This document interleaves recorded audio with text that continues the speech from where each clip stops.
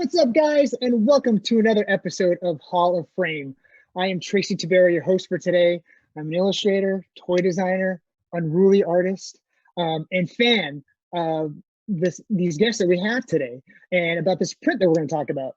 So today we have Mike Thompson, the artist behind the Old Dirty Fine Art print that we'll be talking about today. And he'll be here to answer all your questions you might have about the print, about his career, about art in general, man. And along with him, we have Messiah Jacobs, the president of Four Screens Management and the manager of the estate of Old Dirty Bastard. He is a longtime content creator, low-key Trekkie fan, so we're going to probably test his knowledge on that maybe. Hip-hop and sci-fi junkie also. So thank you guys for joining us today. Thank you.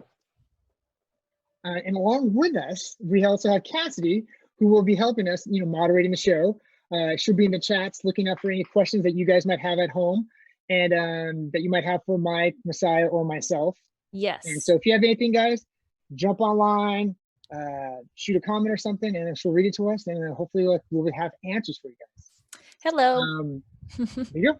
Say hello, Cassidy. Say that mysterious voice. I know. And for those who don't know, we are live right now. We're live on Twitter, Instagram, on our YouTube page, on Facebook, and on the Electric Geek Sideshow Facebook group, which is an awesome online community with a super exclusive giveaway challenge called Pause Play. So it's going on right now. So it's hashtag Pause Play. It is basically what it sounds like. You dress up your pet in cosplay, and if you win, you have a chance to win the Spider-Man Negative Suit 6 scale figure by Hot Toys. Yeah, guys. Yeah. So dress up all your animals, your pets, dress up your friend as a pet, dressed up in cosplay, whatever you can think of, get creative with it. Post it on social media, use that hashtag Pause Play, and we'll try to pick a winner. And Cassie will drop a link to that right now, I guess. Yes, I will. Thank you, Cassidy. Mm-hmm. And just a reminder, we are live every day at 4 p.m. Pacific Standard Time with a giveaway for each episode. And you can check out our social channels like at Sideshow Collectibles on Instagram or at Collect Sideshow on Twitter for all the details on those. And speaking of which, we will start a new contest starting tomorrow. It's called Collect a Day May, where we will be calling people to 31 collectible related challenges throughout the month of May, and we'll be giving away 31 prizes. Look at that, man. You guys should just start hoarding all of these toys, these gifts, these collectibles. Just start having them for your house, because we all know that you're staying at home, and we all know that you're being safe and you want to have stuff to do. So why not collect, man? Just keep collecting. The calendar premieres on our social media channels today, so just get ready for that challenge, guys. Oh, look at that. See, Mike is already starting, man. He's got a head start. It feels like that's unfair. Just popping that out on the screen. Man, just throwing it out there. And also, if you feel inclined to collect some unruly figures that might happen to be designed by somebody that might be part of the challenge. You never know. So, man, be on the lookout for that, guys. The calendar will go up soon on our social media channels. So, keep an eye out for that. So, with that all said, man, let's get into this art talk, because I've been waiting to talk to you guys about this. And I know you already talked to Jeff May on a previous episode, but man, I want to take a deeper dive into this print, into you, Mike, even as an artist, and Messiah, the whole thing with your connection to ODB and Wu-Tang, and just, hash it out, talk more about this print. Yeah, so Mike, why don't you give people at home like a little bit of a breakdown of you and your career, who you are, what you're about. Sure. Hey, first of all, thank you for having me here. Thank you for allowing me to do this print and work with Messiah and Sideshow. This thing was crazy. Like, I am a big hip hop head. I've been listening to music for longer than cats have been alive. Yep. So, yeah. So now I went to University of Maryland. I've been an artist since, my dad was bringing home comic books when I was little. And I got into T-shirts when I got a little older, and worked for a company called Echo Unlimited, where I would work on, just like hip hop type prints, urban prints. And that led to meeting a lot of these guys. They started doing these ads that would feature like Redman or Method Man and DMX and stuff like that.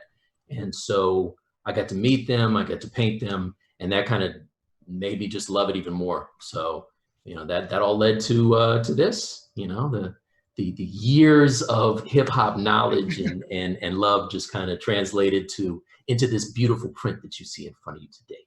Yeah. It's like years of knowledge and research of a passion that you love, you know, culminated to this time, and it's amazing. It's a great piece. I mean, Messiah, how do you feel about this piece when it came out? Phenomenal. I mean, one, the piece could only be created by someone who's infused with hip hop, you know, who could bring that energy and understand that history, the legacy. You know, when I look at the piece, it's really represents ODB. The family loves it. They love the energy of Brooklyn, that he brought a different, you know, ODB, he brought such an energy, and he really represented that city in such a dramatic way. And just to see like the way Mike took that and didn't run away from it, embraced it and pulled it out, it really, for us, it's a special piece. You know, we've seen art done by a lot of different people, but, you know, you can tell when someone's infused with the culture, you know.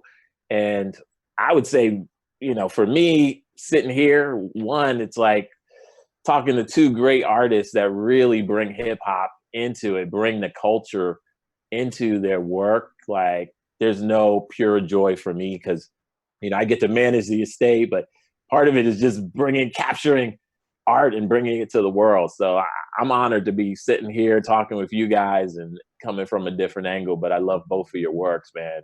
And Mike, you nailed it. You killed it. I mean, how did you get, like, were you, Messiah, were you in ODB's like estate? Were you guys like looking for someone to do some sort of like tribute art print or art piece for him? Or was this something that Mike, you yourself created and brought to the estate saying, hey, I want to put this out there?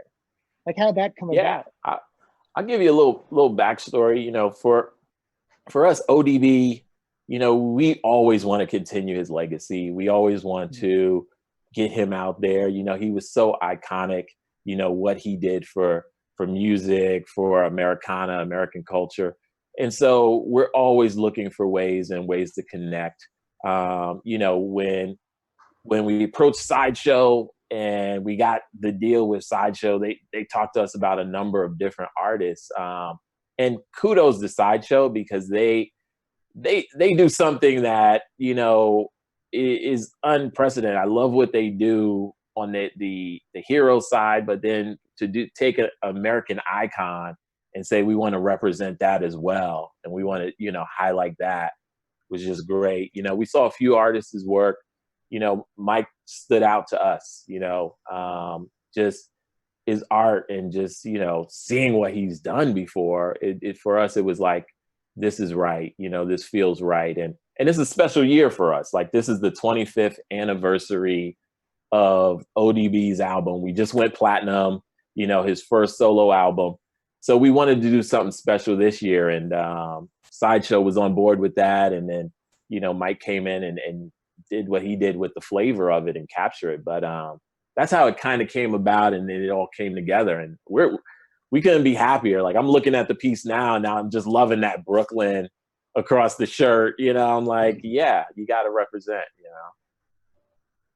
Mike, for you, when like this project came to you, I mean, how hype were you that like it was ODB, Wu-Tang, and like just, you know, a tribute piece in a sense to Dirt McGirt himself, man? Like, when you got it, how were you feeling? Oh, dude, like this was literally one to cross off the bucket list. You know what I mean? Like, there are certain projects that I've, you know, kind of been fortunate enough to work on in life, and this is definitely, you know, in the top of those. So being able to work on you know, not only painting one of my favorites, but just like the official you know, coming directly from the estate was just a big deal. And then that was my inroad to working with Sideshow too. So it was kind of like, you know, a win-win all the way around. And you made it official, man. You made it official because, we've seen so many different pieces done. And for us, this year had to be super special with it being the 25th anniversary. We were like, we need someone to put that touch on it. So Thanks, man. Yeah, I mean, dude, that piece came out amazing. And like we kind of mentioned this off camera, but like when I did the deep dive of your career and your portfolio, man, it's so many amazing pieces you've done in the past. I mentioned before about your Echo t-shirt designs, man. I practically probably owned all those shirts, wore them proudly throughout college. Right, talk a little bit about that, like, because it's so funny. My career, in a sense, had a little bit of a kind of the same type of starts where I started out doing t-shirt graphics. I feel like a lot of like artists back in the day started doing t-shirt graphics because back then that was probably like the easiest thing for us to get into. Right. But, you know, talk a little bit about you. Like, how did you get your start at Echo itself? Yeah, definitely. So that was the same deal. So like when I was in high school, I started playing around with the airbrush a little bit, and started painting. When my first year in Maryland, I would paint jean jackets and t-shirts and whatever, and paint Jessica Rabbit on the back of jackets or Belle Biv DeVoe, whatever. Like, I'm old, y'all. Yeah, BVD. Don't worry, you ain't by yourself. So like that stuff is coming back again. You've seen kids who are airbrushing their own jackets and denim stuff, right? Like, that was a bomb, man. Like I did back in the day. I did a De La Soul. Remember when they came out with 3 Feet High and Rising, and they had the cartoon faces, and so I put that on the back of a jacket, and then like blinged it out with everybody was using rhinestones. I put the rhinestones on there and everything, and so you tell me anything, man. Like I was killing. So, that led to doing t-shirts. I was like, this is great doing one piece of art for a t-shirt or jacket or whatever at a time. But I was like, I want more people to have access to this. I want to like get it on more people's back. So t-shirts, like, just like you said, that was like the next logical step to get my artwork out there. And so I did a few when I started at Maryland, and, they weren't necessarily great, but I found out that I really enjoyed it. So that led to working with a small company, just doing stuff based on, there was always like a big summer song, whatever, Will Smith or whatever. And so I do those. And then that led to eventually working with Echo. So it just so happens, I dug through the crates. This is pristine condition. I found this. No. I had that shirt. Got this one? Yes. No way. Yeah, man. Like, so this one was crazy because it has the reflective ink on it. And I don't know if the camera will pick it up, probably not, but that rhino is all reflective ink. And this is what I was doing for a long time, man. So that when you would do t-shirt graphics, were you still using the airbrush? Because I know back then, like, Photoshop, Illustrator was still like in its beginning stages, and color separation used to have to do it by hand, where you're just cutting film. That's how far back I go too. I remember having to cut film, and it was a pain in the butt. But were you doing that too? Were you doing airbrush pieces and then cutting the film itself for? So when I first started doing it was the same thing. It was cutting the film. And then we did process printing. So it was the red, green, red, yellow, blue, and black, and or red, yellow, blue, and black, And so that you put those together, obviously, and then that's all the colors. But it looked garbage, right? So they were never good. So then we came out with then we started doing like these simulated process back. The old concert shirts, you'd go and you'd see whoever. Aerosmith or whatever, but they'd have like the really nice shirts. And so there was a dude who was selling tapes, how to do that technique. And like they were crazy expensive, but we bought this thing and like reverse engineered how to do them. And then that's when I started applying it to the hip hop stuff, man. So that's what that is. Oh my God. Reverse engineering t-shirts. Yeah, man. Because you remember back when you used to buy t-shirts, they would be bulletproof, right? The ink would be so thick. Crazy. It's like they're putting 5 layers of like paint, and you're like, what's going on? And like every time you would sweat, it would just stick to your chest. Yeah, definitely.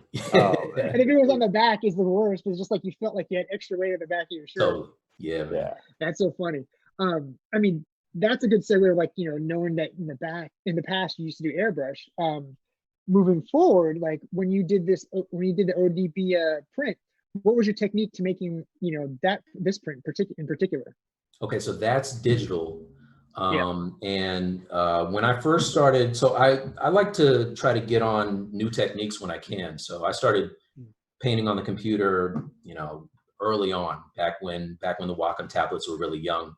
But I always try to keep it so that it looks like it could be done, by hand or whatever. Mhm. So for that one, I wanted you to be able to see the strokes. I wanted to have, like, there's areas where I kind of have like overspray in it, the same way you would when you're using hands or an airbrush. Yeah, I just wanted to have that, like, that authentic kind of a urban feel, like a gritty feel to it, like somebody might, throw up on a wall or something like that. Yeah, it's all digital. I tell you, when we saw that air, like that almost like that spray paint effect, like that kind of like brought it home. That was like, oh, like, yeah, and it's those little details in this piece that, true hip hop heads, people who really know will respect. Like around the jeans area, like where he's standing, there's that little spray, and it just really, it's a throwback to graffiti, to everything, the artistry of the culture. And so those are things that I'm like, I really love about this piece that I think make it stand out, Thanks, man. Yeah. It's very easy now to have stuff look too clean and too polished. Everything, Yep. It's one thing to go watch a Pixar film and everything is super clean. But for me, especially when I'm doing like hip hop stuff, I don't want it to look like it was done on a computer. I want it to feel like, maybe I did break out the airbrush or hand painted or whatever. So that's kind of what that's all about. Yeah.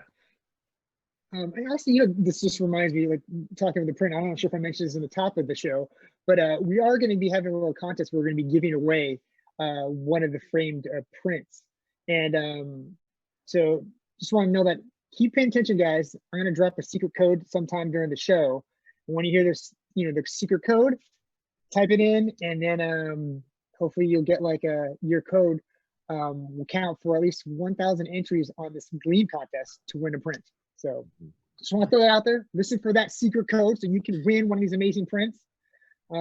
Question I have for you, Mike, about when you're doing this print. I'm not sure if this is the process that you do when you work on anything, but do you tend to listen to music while you're working on a piece? And Absolutely. if so, what specific ODB song or Wu-Tang song were you listening to if you were listening to any of those songs while making So this? I went hard, man. Like I went and I was telling Messiah last time, like I was watching the Hulu American Dream. I was watching the HBO joint. I was listening to 36 Chambers and Return to 36 Chambers, like just playing that stuff all over and over and over again. Because that's the thing, like if I paint anybody, I have to listen to them as I'm working on it. Yeah. And for some reason, I feel like it kind of translates into the piece, So I had it looping, man. I was listening to that over and over again. I think that, well, your process, man, you captured it. We're very, very happy about, like, right now, everybody's kind of going back to embracing hip hop and embracing the culture and the origins. And so, the Hulu show, the American Saga, we're loving that right now because it's just introducing the world to Wu-Tang and ODB in like a new way, and really telling how hard the struggle was to like come out of New York and to build this thing everybody's just enjoying now. How do you, at that time, calling it hip hop was like building it from the ground up. It was a different thing, So I'm glad those inspired you, man. It really shows. One of the questions, like, I'm sitting in front of two artists, it blows me away. I have a question, like, how do you both capture that fluidity, like that, bringing a piece to life, because I just enjoy both of your works, and how do you guys do that? How do you bring it to life? Oh, thanks, man. Tracy, you want to go first, man? Thanks. I guess for me personally, like I've always, I grew up loving graffiti. Like graffiti was a huge like inspiration and influence on my art style, along with American comic books and anime. And to me, the best graffiti I always love seeing is when dudes would spray up characters that look like they're really pushing perspective. Because I always love that, because it looked, you know, when you see normal art, perspective is like whatever it is, like based on like the actual situation or whatnot. But with graffiti, man, it didn't matter. Like letters were popping out, hands were popping out towards you. Like you always had the classic character with a hand pushing down like on the spray can tip, and it was all forced perspective. And I always loved that. And then when I discovered anime and how that Japan's animation style was so vastly different than American animation style, I saw how they would push things too. And that always made me think in my head, all right, I want to have that type of feel and style in my art style, my own personal stuff. So I always would want to push motion in anything I do, fluidity, just like the flow of lines. Like in my art style, like I always like to have crisp, tight lines. And I always want everything to have a little bit of motion in every line, where everything looks like it's pushing or pulling one certain direction. Yeah. And it's just like that weird mix of art styles that got me, like, you know, influenced me to create what I create. Oh man. And then, yeah, similar story, man. Like it's the same thing. Like I grew up loving comic books and anime and music. So those things, you know, you just mush them all together. I always wanted my characters to feel like almost like superheroes, right? So if I'm painting, you know, when I was painting ODB, I was very mindful of the fact that I wanted to have, I mean, I go back and I look at the video, the interview where there's the dirty behind him. And, you know, he's just so off the chain in that interview. I was like, oh my gosh, I gotta use that somewhere. Like I'm definitely gonna steal that. So is that, you talking about the MTV News interview? Yeah. Oh my gosh. Yes. Oh. So dope. So I was just like, all right, you know, nobody's messing with dirty, man. So I threw that up in the sky, and then that's like the light source that's gonna rim light him. And I wanted him to feel almost like, you know, I wanted him backlit, but then also it's like a beauty shot, so you can't be too much in shadow. So that was where I was just kind of bringing in techniques from comic books and you know, just movies that I liked and things like that. And like so many reference pictures of his face. That was the thing. Yeah. I was like, you get nervous as an artist about capturing a likeness, you know, at least, you know I do, because it was one of those things that when I was a kid, I struggled with likenesses. I really had a hard time. And, you know, you do that 10,000 hours and eventually you figure it out. But I was like, you know, this is for like the estate, man. Like I can't mess his face up. Like I gotta have, this is big high stakes poker right here. You know what I'm saying? So I was like, all right, I have to have it look like him. It has to feel like him. And so I just kind of was really sweating that as I was turning over like the early concepts and stuff to you guys. Yeah. When we got those early concepts, like, you know, for us, it's funny you say the face. Like, you know, we're always so focused on the face because, you know, as the manager of the estate, it's like, you know, I have to present this to the family and multiple family members. And, you know, this is a real person. This is their dad. This is their husband. This is not, you know, this is not a action hero. You know, this is a real person, and they know the details of it. And, you know, you hit it because, you know, we've had times where we've had to go back and forth, and we've had artists that just couldn't hit it, you know, couldn't get his energy and the nuances of the detail. And I tell you, like, you really captured it. And that was one thing that they were pleased about, was that face. And, you know, he looks like he's coming at you, right? He's like a little snarl. This is like energy, right? That New York energy that you need. And that's important to us, you know, how he's represented. And so that's where we always spend our time. We're like, is the face right? Are those lips, is that nose right? You know? Yeah. I mean, the thing I love about the piece, like I don't have it in front of me, but from what I've seen, like every little bit of detail you put into it, it's so great, and it's so representative of just not only ODB but East Coast hip hop back in the day. Like you said, like the jersey, the towel, the rolled up pant leg on one leg only. It's like those small little details are like, if you knew back in the day, if you were a fan back in the day, you would recognize it now, and you recognize it in that image. And you did such an amazing job Thanks.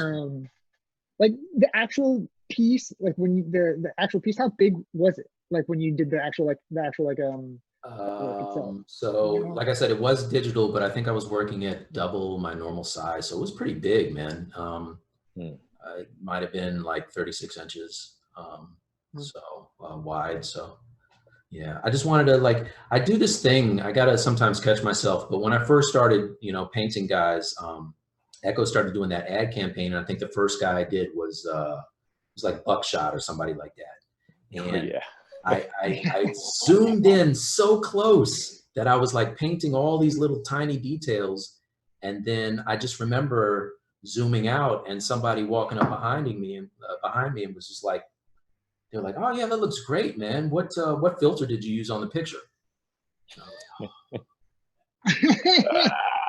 So many hours going into this. So I was like, yeah, just back up.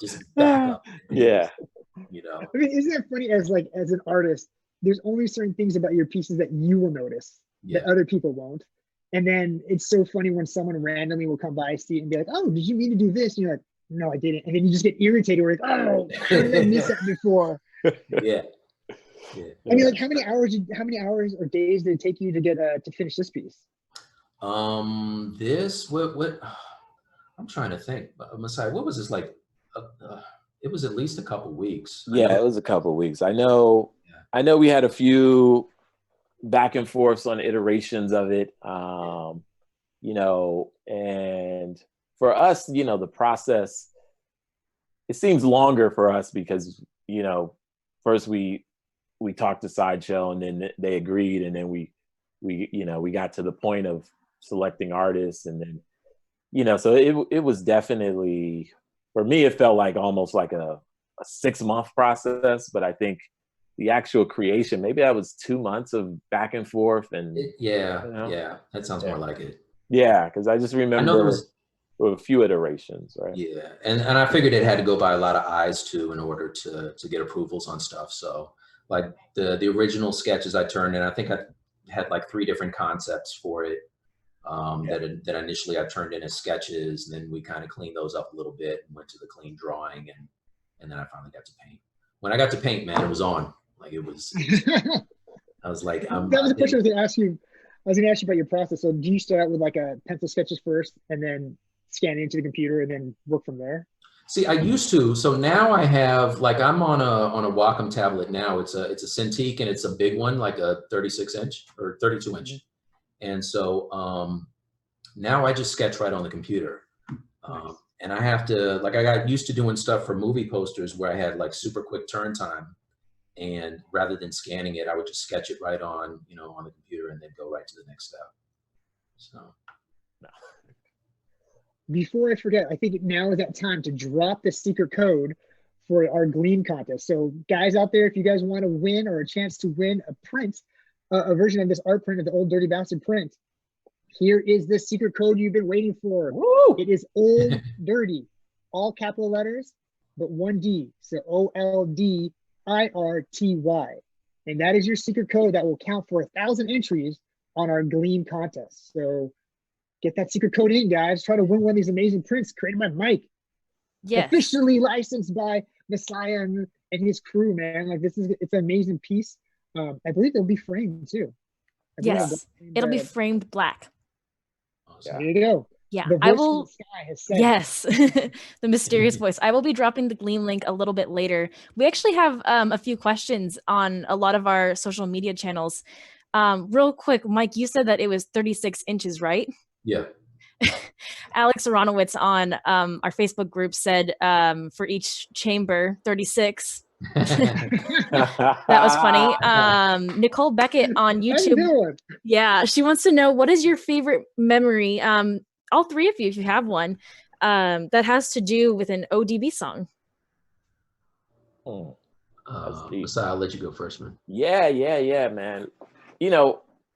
OD, it's I've been working with the estate for about 7 years, and but I think about the impact of one hip hop, and then like some of the first albums that I had, ODB, like I think one of my first albums was Rakim, and then after that would be like, you know, I think it was Big Daddy Kane, and then kind of you start to trickle into Wu-Tang. And I remember getting that first Wu-Tang album and just being blown away, right? Because one, I'm from New York, you know, I grew up in money-making Manhattan, you know, so shout out there. But you know, just that energy that was coming at you that you don't hear and you weren't hearing, and everything was so clean sometimes. And Wu-Tang was coming so raw, and then ODB just stood out as the rawest. Like, it was like, my God, like, you know, who's this voice? Who's this guy? So I just remember that. I mean, I remember the years of going through 4 seasons in New York and walking through the snow, trying to get to work or school and having my headphones on and just jamming out, and that keeping me pumped, you know, being a city boy, just keeping me pumped and going. So that's that's the energy I love, you know. Yeah. I have a similar story. So like I said, I used to love all kinds of hip hop, and I would, you know, I like to listen to West Coast stuff, but straight East Coast. Like, you know, you talk about Eric B and Rakim and Public Enemy and you know, Busta Rhymes back in the day, like all that. Like, I was used to a certain kind of music, and when I first saw Wu-Tang come on stage, and I was like, okay, are they gonna stop? Like, there's all these dudes. I'm like, all these dudes cannot be in the group. And, you know, and they just keep filing on and filing on and filing on. And then they all start kind of, you know, doing, you know, taking turns spitting on the mic. And then, you know, I got used to a certain style, but I wasn't prepared for when ODB got on, because he was, like I said last time, he's larger than life. So when he starts mixing the singing and like kind of, you know, the fact that he knows that he's not really hitting that note, but he leans into it so hard, and you're like, okay, I'm a believer, man. Like, that's it. You know what I mean? Yeah, sold. Yeah. Oh my gosh. Yeah. So when he did that, I was just like, okay, I'm sold. It's done. It's a done deal. Yeah. I think much like you, Mike, like I'm here on the West Coast. I grew up in like Southern California my whole life, and I was used to West Coast, you know, hip hop. And even back in that time, I was like kind of like into the, you know, the West Coast backpack hip hop, you know. But I love Tribe, I love De La Soul, and then I heard Wu-Tang. It really blew my mind, because like, much like you said, it seemed like there was too many people, but yet for some reason it worked. And then two, like they just sounded how I envisioned East Coast rap to sound like. You know what I mean? It was grimy, it was raw, like, you know, and they had such a distinct sound to them. But the stories they would tell in each song was so clear and vivid, and like the way the lyrics they would use and the bars they would spit were blowing my mind. It's like, oh my God, this is coming from the East Coast. I just never thought that would happen. Yeah. Some of the bangers they would have that you can actually dance to at clubs really surprised me too. And then as like they grew and more albums came out, and the more you would hear about each guy from the group, you know, ODB, one of those dudes where his personality just stood out from everybody. So like, he just did not give an F about anything, which I loved. And also like how it blew my mind, these dudes that seemed so hardcore, yet all loved comic books. They all loved kung fu movies, stuff that I loved growing up. And it really humanized them to me, opposed to being like these, like, oh, these gangster dudes from the East Coast that you never want to mess with. But yet they would talk about, like, you know, Tony Stark. They talk about like 36 Chambers, how it related to them and their music, and like, you know, how they grew up watching those old kung fu flicks on the weekends. It's like, oh man, that was me too. So I started, like, you know, having that connection with the music, and it was crazy. There was too many guys in the group. So many, so many guys, man. I like tell the you, Avengers. They were a lineup of the Avengers, man. Oh my God, the real life event. I remember, you couldn't tell me anything about like Saturday afternoon. Like, I had to watch my kung fu. Yes. You know, it was like, nah, we might be outside, but we had to get back in, because I had to just see my kung fu. I mean, Kung you Fu know, theater, man. Yeah, man. They really captured that, and they revolutionized music. You know, one thing, you know, talking about projects, you know, one project that I was real proud of with ODB, we just, for his platinum anniversary, we just re-released his first album, and they stripped it down. Like, you can get just his audio. They remixed it, but you can hear his voice and the inflection and the passion and just the vivid storytelling. Like, I'm reliving his album because you can get it now, but we just re-released it for the 25th anniversary, and it's really a stripped down version, and it's just him raw, man. So anybody, I'd say, get that. You're in quarantine, download that. I'm sure you can find it, and it's worth it because you relive that music, but it's a different angle, different take. The thing about those guys too that was different for me is, I was listening to like, you'd see people with the chains. Everybody, like, you were talking about Big Daddy Kane, man, like, yeah, big giant dookie chains at the time, and mm-hmm. E-Double and Paris Smith, they all had like the fisherman caps and the chains. And Wu-Tang came out, man, they were just like real. They were talking about real stuff. They were talking about fun stuff, but they were very real. They were not flossing at all, man. Yeah, yeah. That was the thing. He was so proud, man. Like, that was one of those things for me too that really stood out, was that he was confident in who he was and confident in being poor, right? It was like, we don't have any money. We got confidence, and that stood out to me because, look, I didn't have any money. I was, it's like, but you could still be proud in who you were. That meant a lot, because there was no flossing. There was none of that. I mean, wasn't that in that whole MTV interview with Kurt Loder, I believe? Wasn't he taking that guy to pick up like a government check or something? If I remember. Oh, completely. Yeah.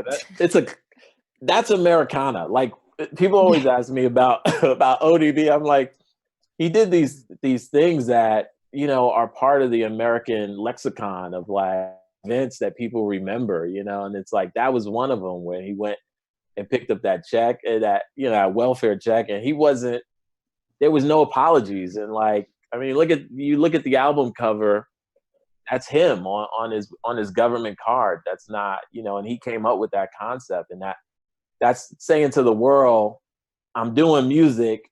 This is where I came from. I'm not hiding it. Yeah. I'm comfortable, and so that he's, as an artist, you rarely see that. Everybody is hiding sometimes behind the glam of it. And that's what we love. That's also what I love about this piece. Like, he's wearing a Brooklyn jersey. He's representing Brooklyn. It's not Gucci. It's not, it's not something crazy. Like, this is where I'm from. This is what I got on. This is what I'm rocking, Right. So, yeah. Nice. Do we have any more questions from the fans online? There's actually just like a lot of love everywhere for just like Wu-Tang and ODB. In the Facebook group right now, Isaac Kamak and Matt Bulger are going back and forth just talking about like reminiscing 90s hip hop and everything. Alex Aronowitz said, as someone that was also born in Brooklyn, grew up listening to Wu-Tang from the day, he really appreciates the art print. So just a ton of love everywhere. Oh, man. No, I mean, it's a great piece. I'll say one thing too, like, for me, kind of managing the estate and the family as well, is like, we love the fans. Like, if it wasn't for the fans, they would, the ODB legacy would not be here. We're celebrating 25 years, and that love, we see it all the time. And we really take the responsibility, like, we put it on our shoulders to not do anything disrespectful and to really add to that legacy. And so, in picking the artist, it has to be infused. They have to understand that, because he's a real person. He was a real person. So one, I just want to say to the fans, like, please always hit us up and let us know what we're doing. And, we always represent, but please, if we ever misstep, don't kill us. We're doing what we do, but we're also having fun with it, because he was a fun. That's something people miss sometimes, is he was fun too. He was like, that's a rare moment. He was fun, man. I mean, for me, like, looking back at Wu-Tang and ODB, he always seemed like the fun dude that didn't take anything seriously. before Redman before Method Man became that guy. You know what I mean? Like it seemed like Meth was just like he was just too serious. But for some reason later on in life he started to lighten up and started, being more fun and whatnot. But ODB was that dude always in the group that just seemed like he just didn't care. He was having fun, having a good time, and just living like his best life in a sense, doing what he was doing. And again, in the piece, Mike, you did a great job reflecting that in his persona. Like when you see his face, his stance, and everything about him, you could just tell like that's his whole persona is like right there in that print. And you did such an amazing job. Thanks, man. Yeah. One thing I had, Mike, I remember when we got the sketches, and you had those three, kind of three options. Mm-hmm. And I remember we went in this direction.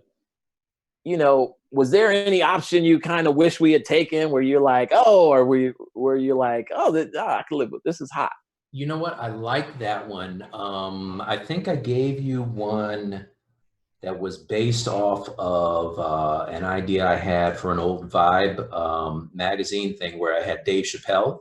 So it was ODB in the foreground, but he was just like, it was from which video? I can't remember which video it was, but he's kind of like dancing. And then in the background, it has like a real like gutter look, like he's got like the real, like, the scowl on his face. So I wanted to kind of juxtapose those two things with like him in the foreground, having a good time, having fun, but in the background, just kind of squaring up. Yeah. And so I like that one. But for me, when I submitted those three, like this is the thing, when you're submitting things to clients, there's always that thing where you give them two that you like and one that that they're not going to like. Mm-hmm. So really kind of, you're cheating the system, right? There's one's like, no, this is garbage. They're not going to like this one. So it's all good. But we didn't pick that one, did we? No. I'm like, see, normally you don't want to get three good joints because then you're like, oh, well, I don't know. I kind of like this, but I kind of like this. Yeah. You want to help it along. But this one, man, I was happy with all three actually. So there was no wrong decision for me. Oh man, that's an old artist technique where like you kind of sway the client towards the one that you want. So you can really do one and two junk ones. It's like we'll figure it out. Oh, that's funny. So this is what you guys do. Throws you off. Oh yeah, you didn't hear that. Exactly. The world did not hear that. There's always that one client that throws you off that picks the garbage one, and you got to hype it up in your mind. Like, that one's dope. Yeah, I like that one too. Oh man, man, is this quarantine like paradise for you guys? Are you guys just creating all the time now? Like, dude, this is every single day that I've had for the past 18 years, man. Only difference is toilet paper is scarce. That's the only difference. I mean, that's what I always tell my friends too, because I'm a freelance artist, illustrator, probably like you, Mike, and I've been working from home for a long time. Yeah. So like the only difference is now my wife's here with me, working from also, my kids are here, so we're just trying to homeschool them. That's the only difference. We'll just get more people here, but pretty much the same thing every day. Yeah. I mean, is this kind of a shock for you just having to be home all day long? But with your old NES in the background that we see that going on there? Oh man, yeah. Well, you guys caught that the NES back there. No, man, it's new for me. I've had my own business forever. I've always been an entrepreneur, so I'm usually. Oh, I think that cut out. Oh. No. Oh no. Uh-oh. Oh, there you go. He's back. Okay. Oh, we got something. Yeah, perfect. I'm back. I got an old internet or something, but no, I miss the lunches. I miss going out and meeting people and doing that. That's what I miss. But man, I'm enjoying it. I hooked the NES up. I had a Techno Bowl tournament last night. I was doing well. I got ice hockey back here, and this thing works. So those things are built like tanks. As long as they've been in good condition or kept stored in good condition, they still work. It's just the cartridges, man. You just gotta blow on those cartridges. Yeah. Oh my God. Let me tell you. So I was trying to start Techno Bowl. It took me almost like 15 minutes blowing in that cartridge, putting it in just right, the Yes. right level of pressure. Yep. These people don't know, they have it so good. So good. It took me 15 minutes to play. Me trying to explain that to my kids is like trying to tell them what a cassette tape is. It's just like, what's that? Like, what's that? Yeah. You know, I tell you, and then it was funny. I was watching this show, but it was one of the other shows Sideshow does, and they were talking about Final Fantasy. I have the original Final Fantasy here. Nice. Like, Wow. with like That's crazy. so poor graphics and like. Oh man. He's reenacting his favorite scene from Final Fantasy. Yeah, He just hangs up exactly. on you. It's like I got the old maps here. Oh. Crazy. Need those maps. Oh, look at it. Paper maps, kids. Not online. Paper maps that would come in the game. Yeah, this is in the game. You get this in the game. So this is crazy. There you go. You know, but Didn't know that was a thing. oh my goodness. You don't know. Like there used to be instruction manuals that, if you were lucky, had a map in it. And you're like, oh yes, finally. Yeah, no, This It's is not my even way to like preserve it. I put tape. So this is 20 years old. I Oh, put wow. tape on the outside. Look at That's that. old school, y'all. Oh, that's crazy, man. That is Wow. the original. Yeah, man. Everybody out there, you have it good. You got it good. true. Yeah. Someone on YouTube wants to know, who are your favorite superheroes and villains to draw? I think this is for Mike, but if you want to answer too, Tracy. Oh, go ahead, Mike. Yeah, sure. So I have always been a big X-Men fan. So, you know, any opportunity I get to draw or paint any of those guys is it's a big deal for me. Spider-Man, obviously, you know, I'm looking back behind you, Tracy, and you know, Miles Morales is on my wish list to I'd like to tackle that. But yeah, I did I think the last superhero I did was like a Spider-Gwen. But yeah, Nice. man, I do them all, man. Anybody Marvel, I'm not hating on DC, but I definitely gravitate towards Marvel. So that's big. See me I wear the represent. Flash t-shirt. I know, man. I'm representing over here, man. Come on. Oh, sorry, man. Yeah, for me, I love drawing every and all comic book characters, whether it's from Marvel, DC, Image back in the days, old classic characters, new characters. I'm just a huge comic book nerd, so like I love them all.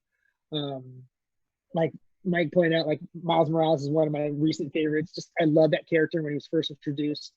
Obviously, you've probably seen Into the Spider-Verse, probably the best animated movie I've seen in a long time. Yeah. Oh my god. From just not only from the story standpoint, but also from the art and the art direction and the animation style, blew my mind. It's like that's how animation should be done moving forward, and like I think they set the bar pretty high for anyone else to come out. Definitely. I tell you, I watched that movie. That movie just blew my mind on what could be done, you know, and with animation, and then the story is so tight. I mean, it's like, geez, the story's tight, man. And I gotta tell you, I love what you did with Miles. Like, Thank you. Yeah, I was at Comic-Con. I saw that at the Sideshow booth. I was like, oh my God, this is it. I was like, this guy gets it. It's fresh, man. It goes back to what you were saying about, like, you know, Mike and understanding hip hop and ODB, and then it reflects well in his art that he produces, because you could see that passion in it. I love Miles Morales from the comic books. When I saw the movie, it just inspired me more, that even when I want to do that specific toy with Unruly, that like that passion comes out as an artist. If you're passionate about it, it will usually come out into your work. And hopefully what we expect as an artist, that we expect people to see that in our art. And I'm glad that you see that. I feel as if we all see that in Mike's work for ODB, because that print just is amazing. So like having that passion behind your work will make everything look 10 times better. Yeah, man. Dude who doesn't know anything about it. Yeah. I'm trying to think, do I qualify for the free Sideshow? I'm trying the sweepstake. I'm like, I haven't. It's like, I want one of those, give them out as a gift. You know, it's just well I done. will tell you, I have entered almost every contest for Sideshow for the past 4 years, and I'm as lucky at those as I am at like gambling. So I don't take it personally. I'm just like, one of these days I'm gonna hit it big, man. It's gonna be a big one. Maybe one day, yeah. We got a lot going on all the time. Speaking of which, I'm gonna drop the Gleam link right now to win the ODB, the Old Dirty Art print by Mike here. And this lasts till midnight. You can use that secret code that Tracy dropped earlier for 1,000 entries. So good luck, everyone. Yeah, good luck, man. Good luck, guys. I mean, it feels like that's a great thing about Sideshow's community of fans. They love these contests. They love the prizes because the prizes are great quality pieces, whether it's premium format figures or now these art prints that Sideshow's doing. I mean, why wouldn't you want to win these prizes? Yeah. And it sucks because I agree with you, Mike. I used to enter the contest before. I don't think I can now due to the fact that I work with everybody. It feels like that'd be a little bit of weird, like the old Nick Millions type of thing. Yeah.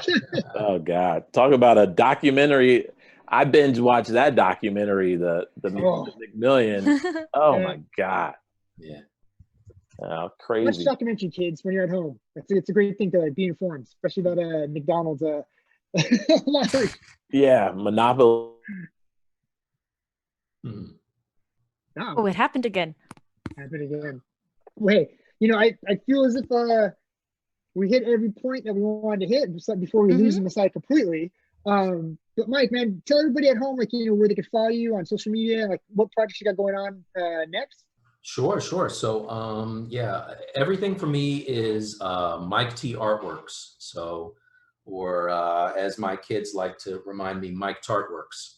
I did not think about that all the way through when I bought that URL, but it's so website is Mike T Artworks and Instagram and all that. But you can catch me on those.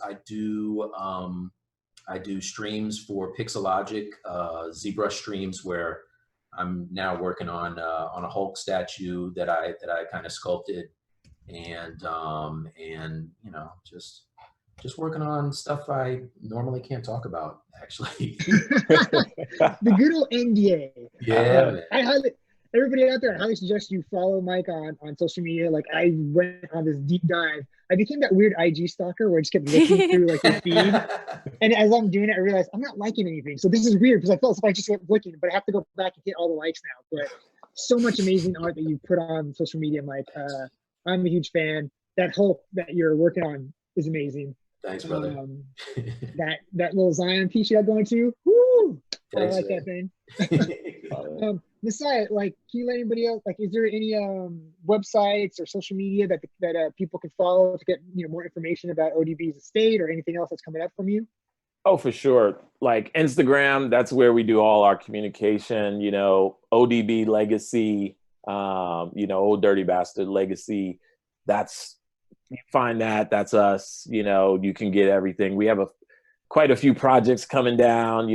Right now we're just trying to do things that keep people entertained and people can enjoy. We just released a documentary, a mini doc on Amazon, dealing with ODB and talking about the first album. We got this art and that we're just proud of coming out. So we're gonna make this year special. It's his 25th anniversary. We're gonna make it very special. Go to Instagram, follow and we'll get you. We'll have some fun with it. That's really for us what it's all about. Where can I find that album you were talking about? It's it should be, I would say on our Instagram, but I know it should be on Rhino or Amazon. Okay. You should be able to find it. I'll figure out how to get a link up. But I'll make, what I'll do? I'll make sure a link is up on Instagram so it'd be easy for people to find because I'm sure other people would love to find it. And, just hearing his vocals straight, and we found some stuff that was never released that actually was pretty cool too. So there's some gems on there. Yeah. So can we also expect, Messiah, that you'll do some live Twitch stream of you playing the old NES? If my internet survives, I feel like I'm the unstable one. I'm like, what's going on here? That's that age that you were talking about. I remember. Yeah, I can't even get my internet to stay up. What's going on here? At least it's not as long as it's not a dial-up modem, you're good. You're good. I know, right?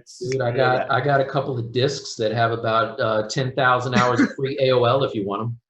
Yeah, give me one of those. Yeah. Remember AOL? That was the bomb back in the day. Oh man, those CDs were like money, man. That was cash value right there, dude. That was like the original Bitcoin or something, you know? Yeah. Well, guys, I want to say thank you again for coming on for us. You know, talking about like the ODP, the old dirty art prints, and just talking about art, talking about hip hop. I mean, it was fun. I had a great time. Hope you guys had a great time. Thank you. Absolutely. Thanks for everyone at home for watching. And don't forget to head to that Gleam contest at side.show/ODB giveaway and use the secret code that I said earlier for 1,000 entries. And this contest again ends tonight at midnight. So don't forget, hopefully you heard the code, use it, get in there. Mike and Messiah, you're not eligible, sorry. And we'll be back again tomorrow, guys, at 4 p.m. Pacific Standard Time live for an episode of See It, Win It, or See It, Win It, where we will give away the Daredevil Shadowlands 6-scale figure. Man, that's some good stuff given away, man. Look at that. Wow. And we should be giving away free stuff for like guests and maybe hosts, I know. Exactly, man. You guys are the best toys, dude. Yeah, man. But thanks again for joining us, guys. We'll see you next time. And don't forget to let your geek side show and your stay inside show. So everyone stay home, be safe, be well, be with your family, be with your old NES machine. It's all good. Just stay inside and be healthy and safe. Right, thanks again, Mike. Thanks again, Messiah. Have a good one, y'all. All right. Banter, banter, banter. Goodbye, everyone.